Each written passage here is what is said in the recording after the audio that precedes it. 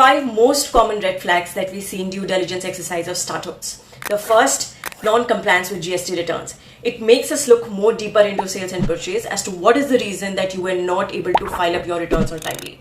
Maybe you didn't have money to pay for the return filing, or maybe your accounts were not ready. The second, your income tax and your ROC compliances have to be done timely.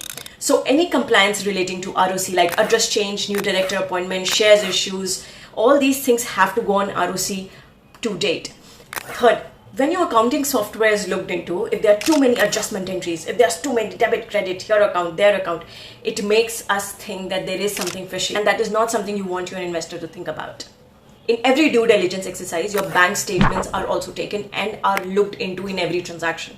If there are too many cash transactions, if there are too many transactions between the founders and the company, if there are too many transactions between the relatives of the founders and the company, or the other group companies of the founders of the company, that is a red flag. If you do not have a justification for that, your money is going to come with a lot of difficulty. And the last, when your accounts is looked into, everything that you have pitched in your pitch deck should always match up with your accounts. If you're saying you have 100 customers, that should be there. If you're saying you give 30 days credit to your customers, that should be there. If you're saying you enjoy 60 days credit from your suppliers, that should be there. Ensure that you match up to all these 5, and maybe your funds will come in more easily.